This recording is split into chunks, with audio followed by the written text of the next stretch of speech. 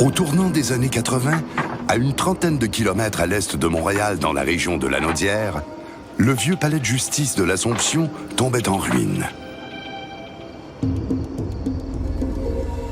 L'endroit était alors visité par des jeunes en mal de sensations fortes qui, sans le savoir, ont peut-être contribué à réveiller des forces occultes.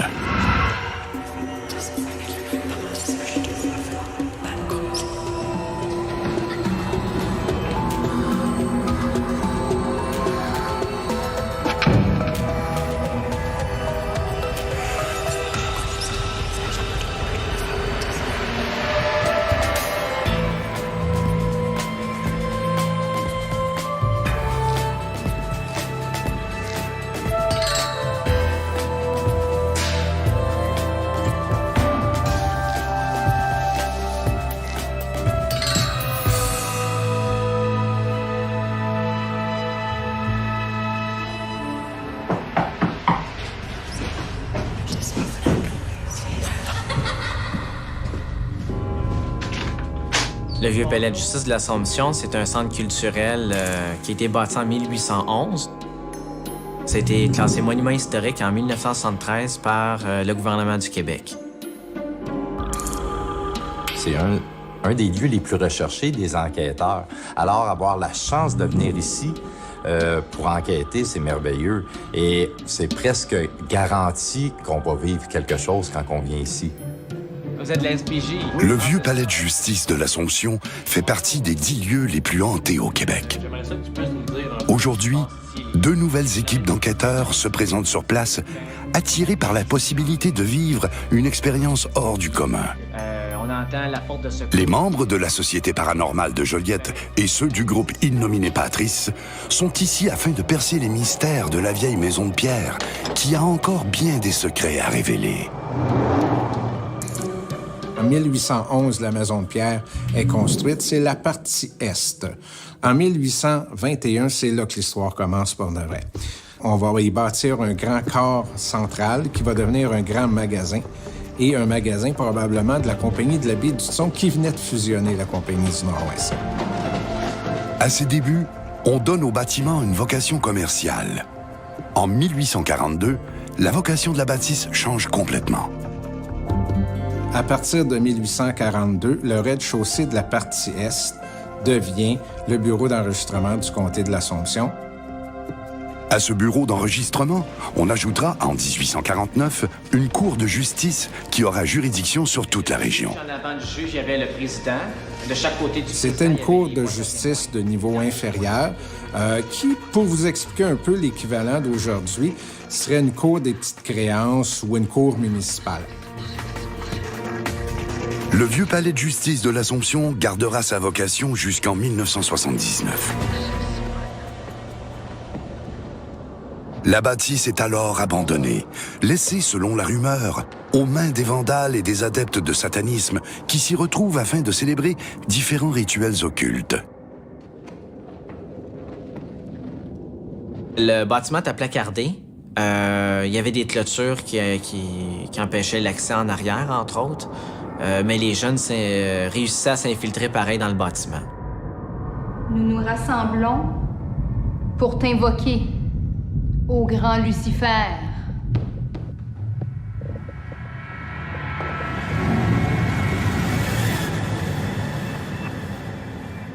En 1986, mon grand-père et ses 2 filles ont décidé d'acheter le bâtiment pour sauver le bâtiment de la démolition. Les premières manifestations paranormales débutent assez rapidement après les travaux de rénovation. En 1991, on fêtait l'anniversaire d'une de mes tantes. Et puis, c'est les premières manifestations qu'on a été témoins ici. On était dans la cuisine et puis on jouait à des jeux de société.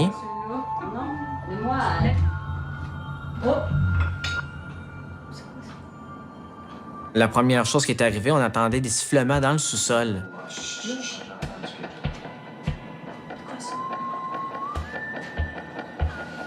Le sifflement musical qu'on entendait dans le sous-sol, c'était comme un air triste, là.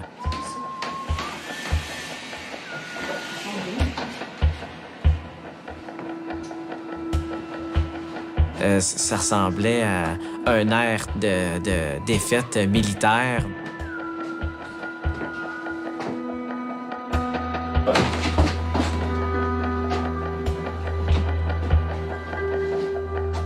On était sûr qu'il n'y avait personne en bas parce que le seul accès pour y aller, c'était le corridor de la cuisine. Puis on était dans la cuisine. On aurait vu quelqu'un aller à cet endroit-là.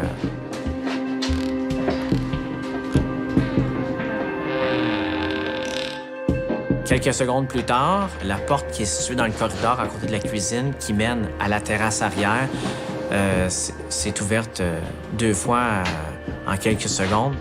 On s'est dit c'est peut-être le vent, mais la 2e fois, on était sûr que c'était quelqu'un qui avait réussi à s'infiltrer dans le bâtiment. C'est pour ça qu'à ce moment-là, on s'est armé de couteaux, puis on a vérifié les lieux pour voir si on était seul ou non. Depuis 1991, on a été témoin de pas mal de phénomènes étranges. J'en ai vu suffisamment pour mettre en question mes croyances, puis en me disant, ben oui, il y a des entités ici, là, ça existe. C'était un mardi, après-midi, vers 4 heures, et puis là, on est en train d'essuyer de la vaisselle. J'ouvre à demi le tiroir.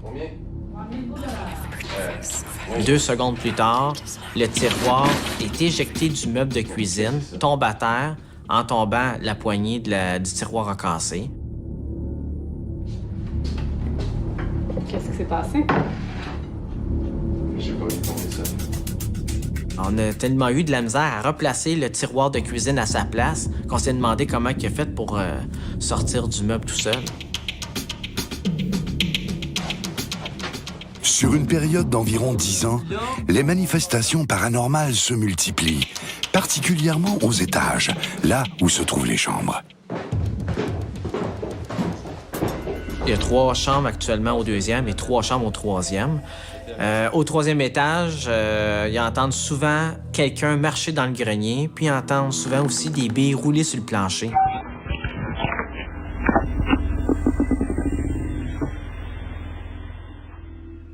Pour accéder à ce grenier-là, il y a un cadenas. Personne ne peut y aller. Moi-même, j'ai même pas la clé pour y aller. Donc, quand les gens entendent des choses, on se demande toujours c'est qui, c'est quoi. Il y en a juste une qui veut la clé, c'est la propriétaire. OK. À la fin des années 90, Marc-Antoine Jussaume et sa mère décident de purifier la bâtisse, dans l'espoir que cela puisse calmer les esprits qui hantent le vieux palais.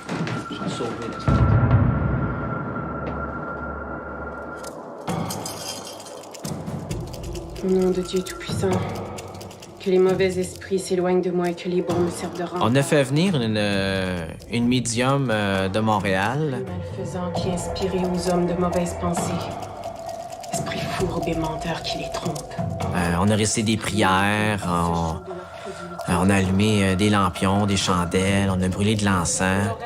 Puis les personnes, durant cette séance-là, ils ont senti des changements de température assez brusques.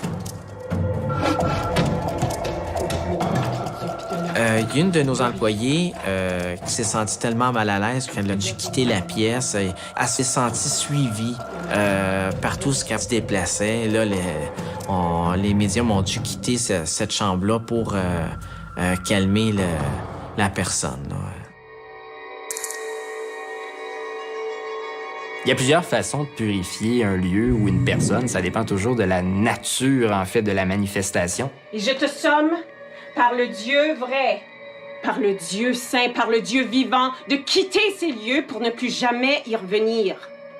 La méthode qu'on privilégie, en fait, c'est une méthode classique. C'est celle qui consiste, en fait, à ouvrir un cercle, finalement, qui va permettre de capter énergétiquement les entités, de leur ouvrir un passage, de leur permettre, justement, de retourner vers la lumière, de fermer ce cercle-là, et puis de purifier l'endroit, finalement, en prenant soin aussi de bien fermer aux 4 points cardinaux du lieu, l'endroit pour que, finalement, aucune entité autre puisse passer dans ce milieu.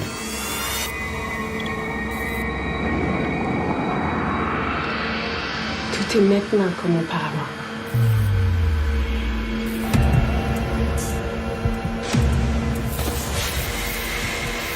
Finalement, la purification qu'on a faite, ça n'a pas été un grand succès. Ça a même amplifié les phénomènes un certain temps. Là, on s'est dit, fini les purifications.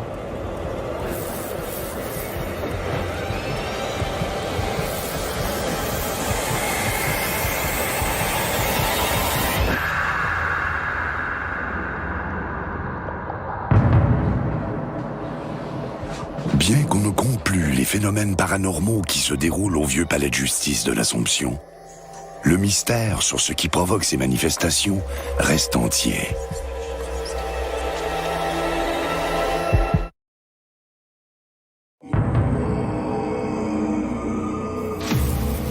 Le vieux palais de justice de l'Assomption est hanté. C'est du moins ce que disent bon nombre de personnes qui y sont passées.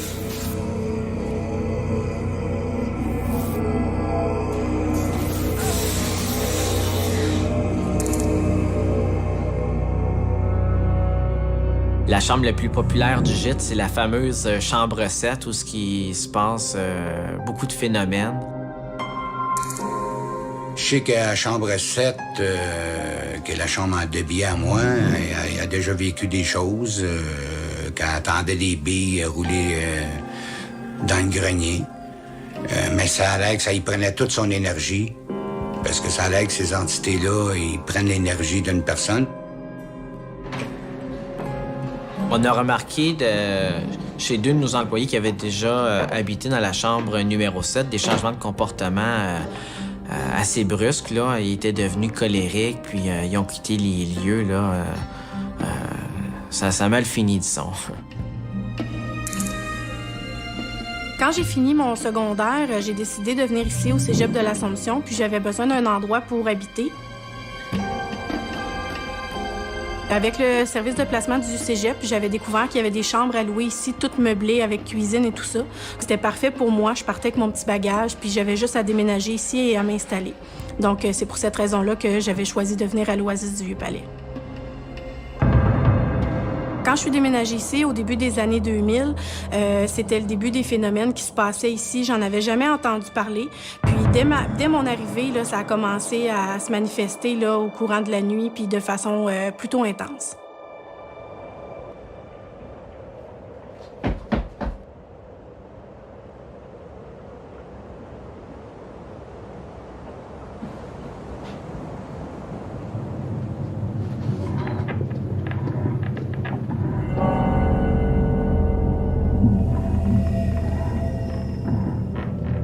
J'avais vraiment l'impression que c'était des pas d'enfant qui traînaient comme un canard de bois derrière lui avec des pattes de cuir là, qui frôlaient le plancher à chaque fois.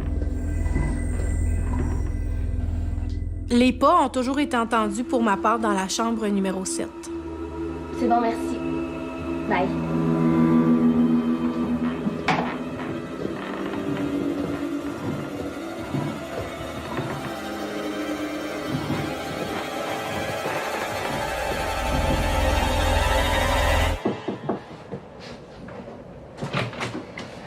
Il y avait dans la cuisine aussi où on sentait toujours, on avait toujours l'impression qu'il y avait quelqu'un. OK. Viens, regarde, tu veux-tu un verre de lait? OK.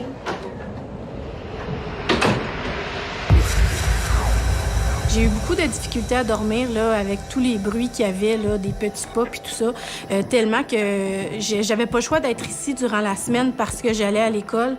Mais le week-end, là, aussitôt que je pouvais, je m'en allais chez une amie à Montréal. Je récupérais toutes les heures de sommeil que j'avais pas eues durant la semaine ici. C'était devenu là, pratiquement invivable. Elle habitait au coin Saint-Denis, Berry-UQAM, quelque chose du genre. Il y avait un bar en dessous de chez elle. Il y avait du va-et-vient comme ça se pouvait pas. Puis je dormais mieux chez elle en ville durant le week-end que je pouvais dormir ici à l'Assomption durant la semaine.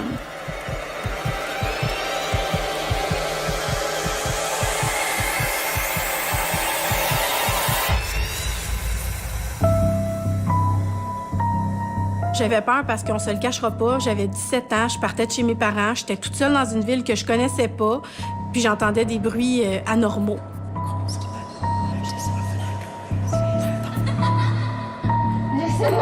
m'inquiète!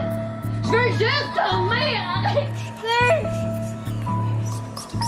Des maux de ventre, frissons, puis tout ça, l'insomnie aussi, là, qui était pour beaucoup, là, qui était probablement relié à tout ce qu'on entendait ici, là. C'était vraiment, vraiment pas agréable. Ma mère était un peu découragée de savoir que j'habitais dans un si bel endroit puis que j'étais pas capable d'y dormir ni d'y vivre. Elle s'était renseignée de son côté à savoir qu'est-ce qu'on pouvait faire. Puis elle m'avait procuré de l'huile de chanvre, si je me souviens bien. La personne lui avait recommandé d'en mettre sur poignées de porte, ampoules électriques, tout ce qui pouvait être touché ou qui dégageait de la chaleur, dans le but de faire fuir soit les bons ou les mauvais esprits. Il n'y avait pas de distinction à cet effet-là. Puis j'ai essayé ça, mais malheureusement, ça n'avait pas fonctionné.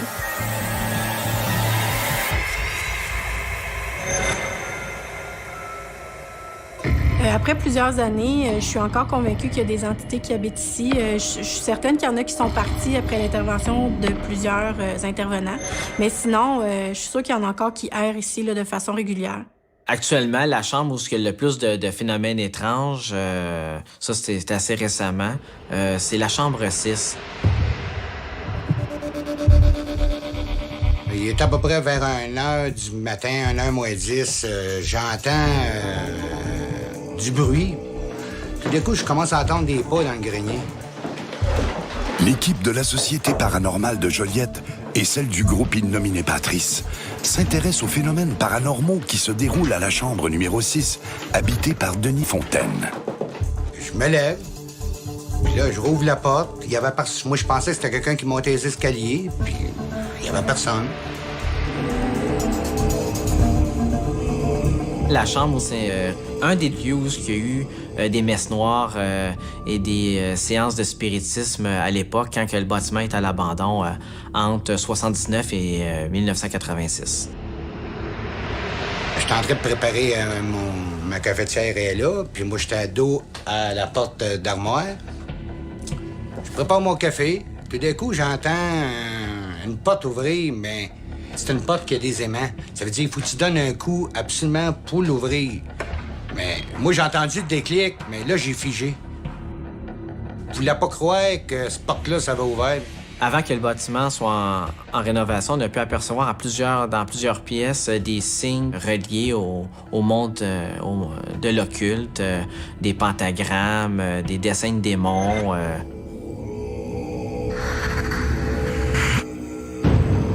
Une employée bénévole du Vieux Palais décide de mettre une enregistreuse dans une chambre afin de capter les manifestations d'entités qui pourraient s'y trouver.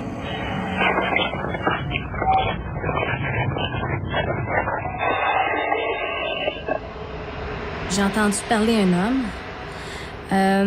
Il disait Annie. Tout simplement, très tranquillement, mais en même temps, on entend une voix d'une personne que ça peut pas être vous ni moi, finalement.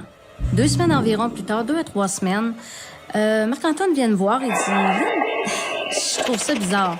Il y a une jeune fille qui vient d'arriver et elle s'appelle Annie. »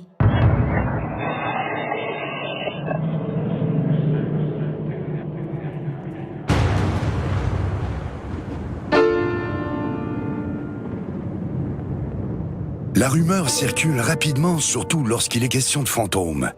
Le Vieux Palais de justice de l'Assomption finit par en faire les frais. Marc-Antoine Jussaume croit que le grenier de la partie Est pourrait avoir été le théâtre d'un drame déclencheur de ces phénomènes. Pendant la Première Guerre mondiale, on va cacher un conscrit dans le grenier du Vieux Palais. Et à l'époque, évidemment, c'est une partie du bâtiment qui est très rudimentaire. Il y a eu en fait plus qu'un conscrit qui s'est caché, mais il y en a un qui est décédé là. Et pour une raison qu'on ignore, il n'y a pas eu de funérailles et il va être enterré dans la cour arrière du terrain ici. Pourquoi avoir enterré quelqu'un dans la terrasse pendant qu'il y avait des cimetières juste sur l'autre bord de la rue? Donc, on pense que c'est une mort suspecte. Il aurait peut-être été assassiné. C'est pas très commun quand on sait la place qu'occupe la religion catholique à l'époque. Nous, on a des raisons de croire que le type se cachait, qui était peut-être mal vu de la communauté, que l'Église peut-être avait pas voulu lui donner les derniers sacrements, etc. Sylvain Lavoie est l'un des nombreux enquêteurs en paranormal qui s'intéressent au Vieux-Palais. Il est loin de se douter à quel point cette enquête le mènera à vivre une expérience bouleversante.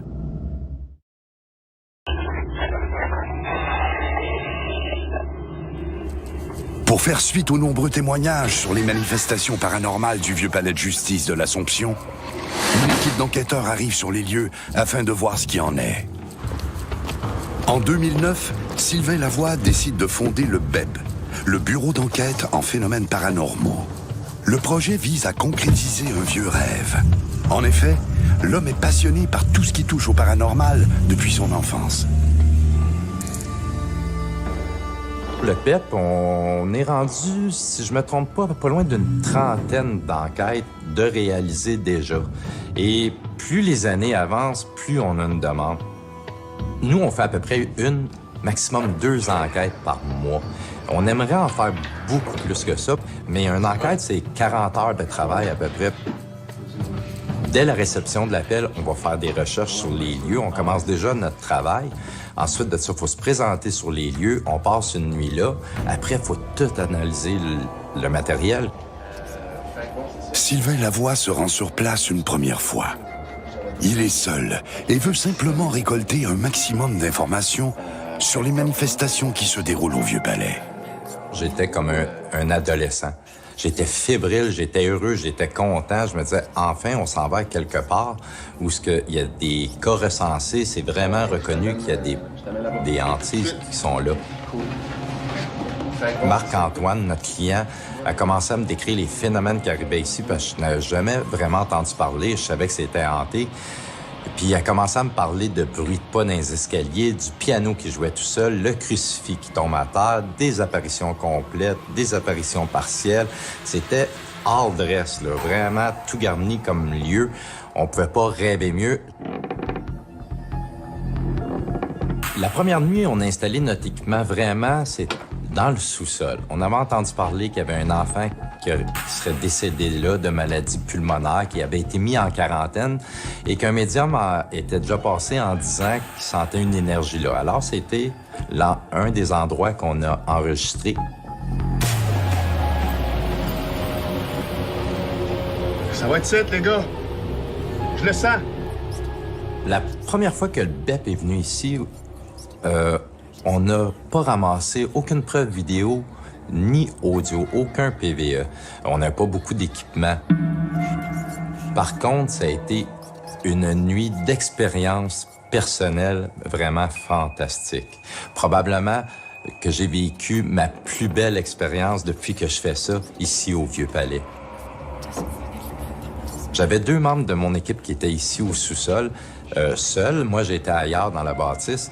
Et à un moment donné, je vais les visiter en bas, puis je dis, puis, comment que c'est ici? C'est tranquille. Puis ils m'ont dit, chut, assis-toi, Sylvain, assis-toi. Puis ils m'ont dit, on ne dit rien, regarde.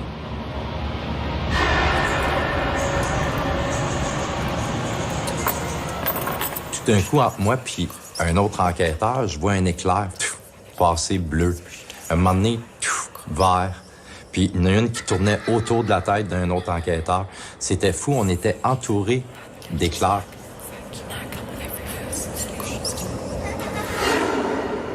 J'ai commencé à parler à l'entité en disant, « Écoute, tu peux t'approcher de nous autres, il n'y a pas de problème. »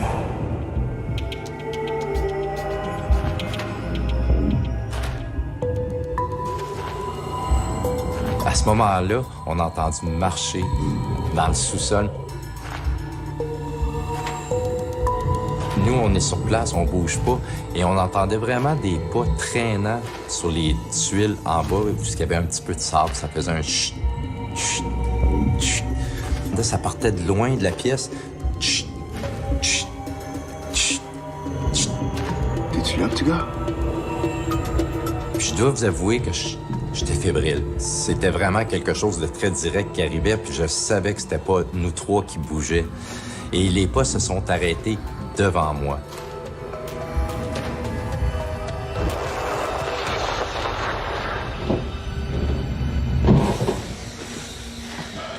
La première fois qu'elle a marché vers nous, il y a quelqu'un de très physique, un de mes enquêteurs en haut, qui a marché sur le plancher. C'est très vieux, ça l'a craqué. Les pas ont arrêté. Et on essayait de reparler avec l'enfant. Il était plus là. Il a eu peur. Il s'est en allé. Il a fallu prendre 5 minutes pour lui reparler, lui redonner confiance, lui expliquer que c'était quelqu'un qui était avec nous dans la place, qui était pas en danger. Et là, pour la deuxième fois, on a entendu les pas se rapprocher vers nous. C'est à ce moment-là que j'ai juste mis ma main devant moi, puis je lui ai dit « Tu peux me toucher si tu le veux. » T'es approché, petit gars.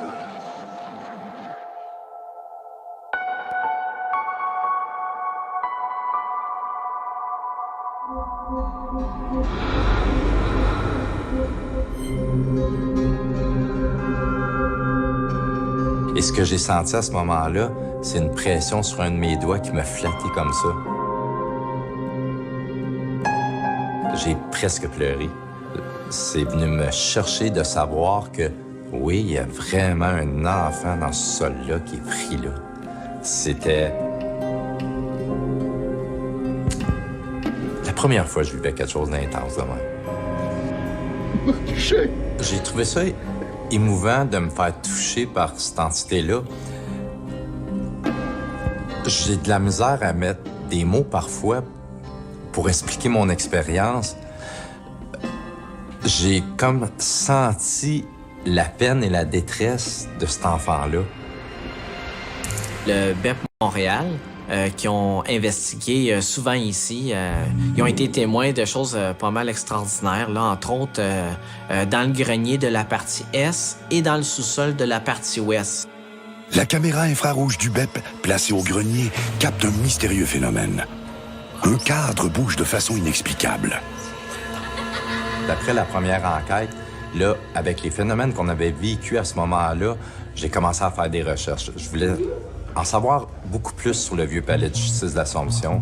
Alors, j'ai été aux archives de la Naudière, pas loin d'ici, vraiment passer un après-midi assis là avec des gants blancs dans les mains, des manuscrits originaux. Sylvain Lavoie désire pousser ses recherches un peu plus. Il retourne sur place et entreprend une deuxième enquête. Mais, cette fois-ci, il demande l'aide d'un médium. Le BEP m'a abordé, m'a approché en fait pour faire partie de l'équipe. L'équipe existait déjà depuis 2 ans. Puis il n'y avait aucune dimension spirituelle, je dirais. Il n'y avait pas de médium dans l'équipe. C'est merveilleux de travailler avec Sylvain parce que souvent, on va être dans une pièce pendant une enquête et c'est Sylvain qui va dire « Sur la chaise là-bas, j'en vois un qui est assis. » Et même si nous, on le voit pas, on arrive avec les appareils et tout réagit. Cette deuxième visite au vieux palais de justice de l'Assomption permettra à l'équipe du BEP, le bureau d'enquête de phénomènes paranormaux, de vivre des moments encore plus fascinants.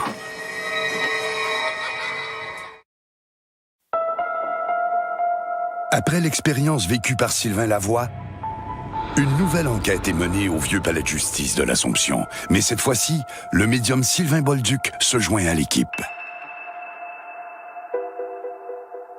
Au cours de leur deuxième visite au vieux palais de justice de l'Assomption, les enquêteurs du BEP se munissent d'un équipement plus sophistiqué. Écoute ma voix.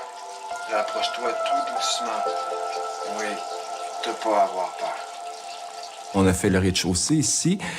Je vous dirais que c'était plutôt calme. Il y avait plus ou moins de va-et-vient. C'est sur les étages supérieurs et au grenier que ça s'est manifesté davantage. J'ai pu rencontrer une dame et quand je lui ai demandé son nom, j'avais pas de nom, je captais pas de nom, je voyais juste la couleur rose. Puis je comprenais pas pourquoi ça répond pas par un nom. Et on me confirme qu'un des esprits du vieux palais s'appelle Rosalie. La dame, quand elle s'est manifestée à moi, je la voyais se tenir le ventre, le bas du ventre. Dans ma tête, je voyais du sang. Ce qu'elle m'a fait comprendre, c'est qu'elle était décédée, probablement en accouchant ou peu après avoir accouché d'un enfant.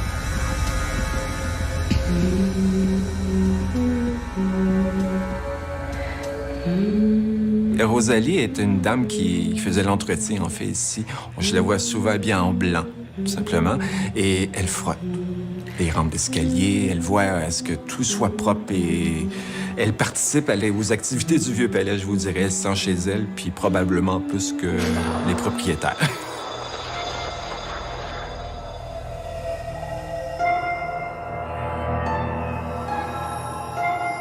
La première entité qui s'est manifestée à nous, en fait, ça s'est fait très rapidement. Je veux dire, on n'a même pas eu à faire quoi que ce soit d'appel ou de demande.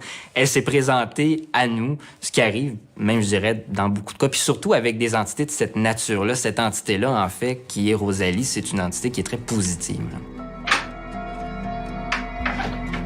Quand on a commencé l'enquête, on est allé au grenier, puis on a entendu...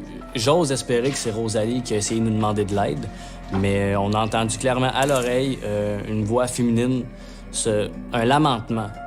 C'est vraiment une fille qui se lamentait de douleur, j'imagine, mais on l'a vraiment entendu à l'oreille, tout le monde, mais on l'a pas capté sur PVE. Souvent, c'est ça qui arrive avec ces engins-là. Ce que tu n'entends pas à l'oreille, tu l'entends dans l'enregistreuse et vice-versa. Mais ça, c'est dommage parce que c'est une bonne preuve qu'on n'a pas capté.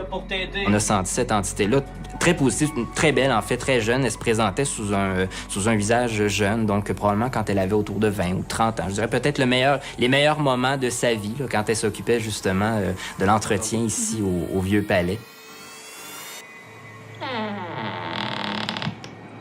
On s'est dirigé vers le sol ici et ce que j'ai pu ressentir à prime abord, c'est un petit bambin, un petit garçon qui m'a abordé. Et la première chose qu'il me dit, c'est « Pouvez-vous m'aider, s'il vous plaît, monsieur? » Ce qui se dégageait beaucoup, c'était une grande tristesse. Il pleurait. Et parce qu'on communique par empathie et télépathie, mais je pleurais autant que le petit bambin, que le petit garçon. Un petit garçon qui vit ici. Je vais toujours me rappeler de la réaction. Il a fait « Ouf! » Il y a un enfant juste là devant nous autres. Veux pas, c'est venu me chercher parce que quelques mois avant, moi, je l'avais senti, il m'avait touché. Le petit garçon est décédé, en fait, dans le sous-sol. Ce qu'il m'a dit, c'est qu'il avait été mis en quarantaine pour une maladie qui date du début du siècle dernier. Si un défunt me tente de me communiquer qu'il s'est pendu, je vais ressentir littéralement une corde me tirer au cou. Quand j'ai compris, ça s'estompe, ça s'en va. Au niveau du petit garçon, c'est au niveau du pulmonaire, je me sentais engorgé, j'avais de la misère à respirer. Je vous dirais qu'un peu comme si j'avais de l'eau sur les poumons. Juste toucher et puis elle va passer. On utilise souvent la lampe de poche pour communiquer avec les entités. On l'installe quelque part, on peut en mettre une rouge, une bleue à l'autre bout et demander à l'entité « Est-ce que tu peux m'allumer la rouge? Est-ce que tu peux m'allumer la bleue? » On lui fait faire ce qu'on veut quand il participe. Et l'enfant ici, dans le sous-sol du Vieux Palais, adore tellement ces bâtons de lumière-là. On appelle ça de même avec lui. On est reculé dans les années 1800. Alors, c'est des bâtons de lumière. À la seconde qu'on y en sort un, il saute dessus. Il a vraiment du plaisir avec ça. Et on est capable de communiquer. Là, j'ai appelé le petit garçon. Ça prend toujours un certain temps. Ça se fait pas comme ça. Et là, la lampe de poche a allumé. On le demandait d'augmenter l'intensité, de diminuer, de la fermer, de l'allumer, allume l'autre. Pendant que l'enfant jouait avec la lampe de poche très loin à droite, je lui ai demandé « Est-ce que tu peux venir toucher l'un de nous? » Parce que moi, je l'avais vécu avec, puis je voulais faire partager ça à quelqu'un d'autre. À ce moment-là, la lampe de poche s'est éteinte. Il l'a lâchée. Et entre la lampe de poche et moi, j'ai toujours le codeur qui est là. Je vois le codeur s'allumer jusque dans le rouge. Le codeur, c'est un instrument qui va détecter les champs magnétiques. L'entité peut faire varier les champs magnétiques. Lui, pour se manifester, il va les faire changer, les champs magnétiques. Devant moi, je sens vraiment une présence passer et s'installer à ma gauche, entre moi et l'autre enquêteur. Et à ce moment-là, il commençait à se faire toucher par l'entité. Fait que j'étais content, j'étais pas le seul à l'avoir connu. Et je vous avoue que l'autre enquêteur a versé des larmes, moi aussi. Ça vient vraiment chercher. Selon les dires de nombreux médiums qui ont enquêté au Vieux Palais, l'endroit est peuplé d'âmes errantes. Mais les enquêteurs du BEP croient que d'autres entités, plus sombres, rôdent elles aussi. Les entités noires, en fait, ce qu'ils font, ils tiennent un peu en captivité, retiennent prisonniers certaines âmes errantes ici. Le petit garçon, il est pris en otage. Et même qu'il est tellement pris en otage qu'il ne peut même pas sortir du sous-sol. Moi, j'ai jamais vu le petit bambin ailleurs que dans le sous-sol. Ce qu'on sait du Vieux-Palais aussi, il a été abandonné pendant quelques années et il y a eu des rituels de magie noire qui ont été faits ici et très souvent. Et ces entités-là ont pris leur source lors de ces phénomènes-là, de ces expériences. Ben voyons. Ça vient de me tomber dessus, ça. Sérieux, j'y touchais même pas. Et ces entités-là, je les ai captées au grenier. C'est des êtres désincarnés qui vivent dans le bas astral, non pas de nature humaine. On dit que l'âme d'une personne décédée peut soit s'élever vers la lumière ou subir l'errance, c'est le bas astral. Les catholiques appellent cet endroit l'enfer. La première fois que je suis monté au grenier ici, j'ai dû prendre une pause de 5 minutes et m'asseoir dans les marches parce que mes jambes étaient comme des guenilles, tout simplement, littéralement. J'avais 3 entités noires qui me tournaient autour, qui m'empêchaient, qui voulaient pas que je monte. J'avais Sylvain Lavoie devant moi avec la caméra, parce qu'on est toujours en enquête avec le BEP, et il me dit, il est à peu près à 3-4 pieds, on est vraiment très près. Il me dit, Sylvain, je vois des masses noires passer devant toi, entre toi et la caméra. Moi, je voyais aucune entité. On voyait pas de masse noire. Moi, je le ressentais, mais je ressentais ces attaques-là. Mais au niveau visuel, on a pu capter des nuages, des masses noires se véhiculer devant la caméra tout le temps que je disais, je suis attaqué par des entités noires et on veut pas que je monte. Dans les entités plus sombres ici, des êtres désincarnés, pour être plus précis, il y en a une qui est plus dominante, celle qui tient un peu le joug sur tout le monde, qui a le contrôle, autant sur le petit bambin, le petit garçon dans le sol, que sur Rosalie. Et son énergie, elle est très puissante. C'est un bourreau, en quelque sorte. Les esprits, les âmes, s'abreuvent l'énergie des gens aussi, des gens qui vivent dans la maison. Et en puisant leur énergie physique pour pouvoir se manifester sur le plan physique, c'est à partir de ce moment-là qu'on peut faire bouger des cadres, faire bouger des portes, faire claquer des portes. Les rituels de magie noire se sont tenus, je vous dirais, au niveau du grenier. C'est là que la concentration, la noirceur, elle est plus omniprésente dans le Vieux-Palais. Pour le commun des mortels, quand on rentre dans le Vieux-Palais, c'est majestueux, ça a une histoire, c'est beau. L'énergie, elle est bonne. Quand on va au grenier, l'énergie, elle est sombre, c'est lourd, c'est écrasant. Quoi qu'il en soit, les manifestations continuent d'effrayer les gens qui passent au vieux palais de justice de l'Assomption. Mais que faire? Comment rassurer les gens? Faire cesser la peur?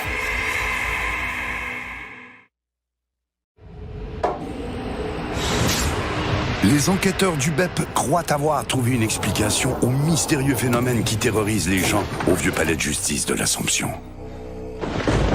Sylvain Bolduc croit que ce sont les séances de Ouija, de spiritisme et de satanisme qui ont permis aux entités négatives de s'installer au vieux palais de l'Assomption. Il est étonnant de constater que ce que l'on associe à de simples jeux d'adolescents a un tel impact sur un lieu. C'est quoi le Ouija, en fait? C'est un outil de communication qui, si ce n'est pas utilisé à bon escient, sans protection, sans connaissance de ce qu'on fait, ça peut être très dangereux. Il y a 2 types de gens. Il y a ceux qui, finalement, savent absolument pas ce qu'ils font puis qui vont créer des problèmes, puis ceux qui savent très bien ce qu'ils font puis qui veulent créer des problèmes. Lorsqu'on fait une séance de Ouija, oui, on accueille des esprits, on peut faire venir des gens qu'on connaît, mais ensuite, qui nous dit qu'ils vont vraiment partir? Lucifer, nous t'invoquons pour que tu nous ouvres ton portail au grand Lucifer.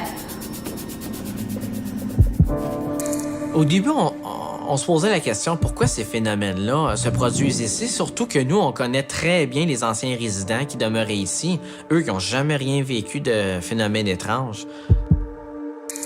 comme historien, ce qui m'a intrigué dans ça, j'ai dit, je vais au moins aller voir auprès des anciens occupants vivants s'ils ont de quoi me dire. Et pas plus tard qu'avant-hier, j'en ai encore interrogé une autre pour savoir si eux avaient été en contact avec quelque chose. Et tout le monde m'a dit jamais on a réalisé qu'il se passait quelque chose là.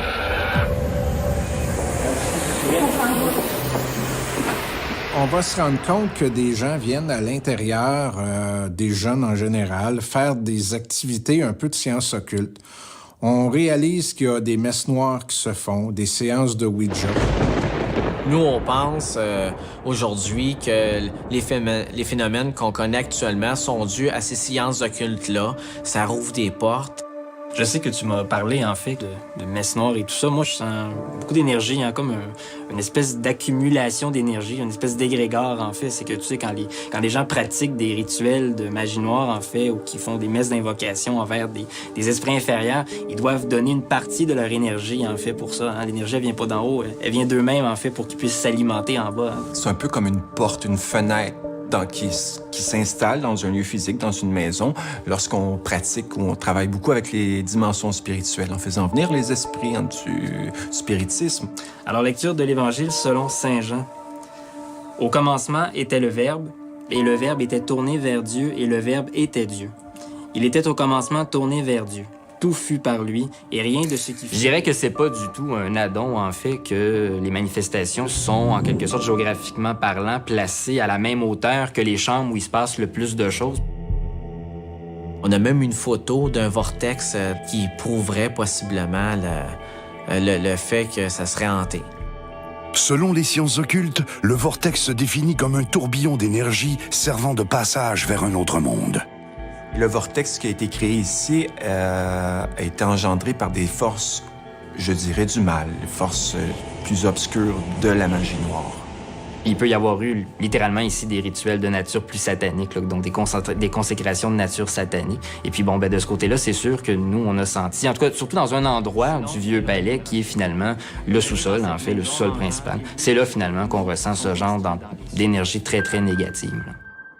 Alors, on croit véritablement que si s'est développé quelque chose, c'est véritablement à partir de la période d'abandon, donc 1979, et pendant peut-être le début des travaux, vers le début des années 1990. L'intérêt pour le vieux palais de justice de l'Assomption ne se dément pas. À preuve, ces nombreuses organisations qui continuent de mener des enquêtes. Ça l'a frappé sur le sol. Je demande à tout le monde, est-ce que vous avez marché? Non, regarde, c'est pas personne. Je pense que les entités ici au Vieux-Palais vont se manifester tant que personne va intervenir, tant que personne ne raccompagnera pas ces âmes-là vers la lumière, tout simplement, et d'évincer les entités noires, de les renvoyer d'où ils viennent, tout simplement, du bas astral. Ouija? Satanisme? Entité? Difficile de dire ce qui cause les manifestations paranormales au vieux palais de justice de l'Assomption. Il reste cependant que les phénomènes continuent de se produire. C'est toujours le soir.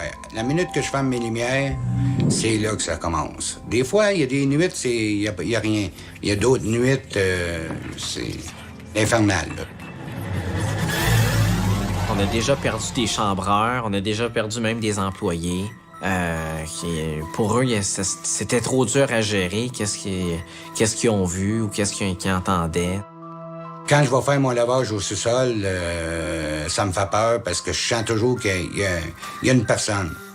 Le vieux palais de justice de l'Assomption est un endroit unique à plus d'un titre. Le fait qu'il soit dirigé par des gens qui tiennent à garder l'esprit ouvert face aux mystérieux phénomènes qui se déroulent sur place n'est certainement pas étranger à l'engouement que l'endroit suscite. Je m'intéresse à ces phénomènes-là parce qu'on est témoin de choses vraiment étranges et extraordinaires.